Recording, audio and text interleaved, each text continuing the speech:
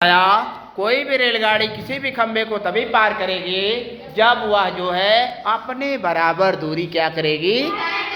Very good, you are correct, बहुत अच्छा आपने बताया। कोई भी रेलगाड़ी किसी भी खंबे को तभी पार करती है जब वह अपने बराबर दूरी हाँ माने तय करती है। ठीक है, मान लीजिए रेलगाड़ी 100 किलोमीटर की है, ठीक है ना।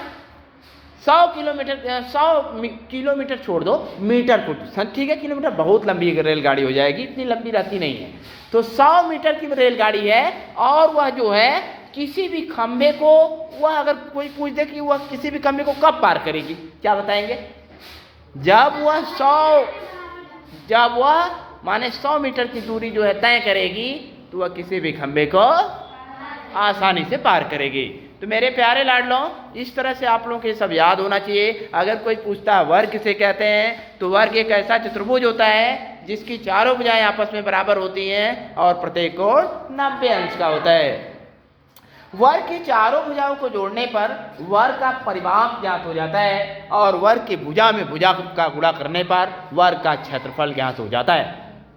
आयत एक ऐसा चतुर्भुज होता है लाडला जिसकी चारों भुजाएं, जिसके आमने सामने की भुजाएं आपस में बराबर होती हैं और प्रत्येक कोण 90 अंश का होता है। आयत का परिमाप बराबर होता है लाडला जब लंबाई में चौड़ाई को जोड़ दिया जाता है और उसमें 2 से गुणा कर दिया जाता है तो वह आयत का परिमाप ज्ञात हो जाता है। और आयत का जो क्षेत्रफल अगर ज्ञात करना है ना, तो क्या करते हैं, लंबाई में चौड़ाई का गुणा कर देते हैं। ठीक है ना मेरे प्यारे लाडलों, समकोण त्रिभुज किसे कहते हैं, जिस त्रिभुज का एक कोण 90 अंश का होता है, शेष 2 कोण न्यून कोण होता है, उसे समकोण त्रिभुज कहते हैं। और समकोण त्रिभुज का लाडला ध्यान देना, समकोण त्रिभुज में 90 अंश के सामने भुजा क्या कहलाती है, कर्ण कहलाती है। और थीटा कोण की सामने भुजा क्या कहलाती है, लंब कहलाती है। और लंब पर जो 90 अंश का कोण बनाती है लाडला, वह आधार कहलाती है। क्या कहलाती है, आधार कहलाती है। और पाइथागोरस में क्या है, किसी समकोण त्रिभुज में लंब पर बराबर, ध्यान देना इधर जरा,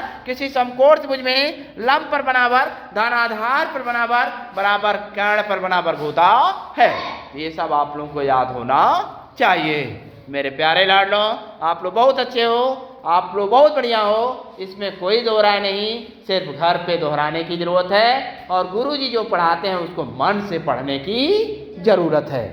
क्लियर, आगे सुन लीजिए। विटामिन के बारे में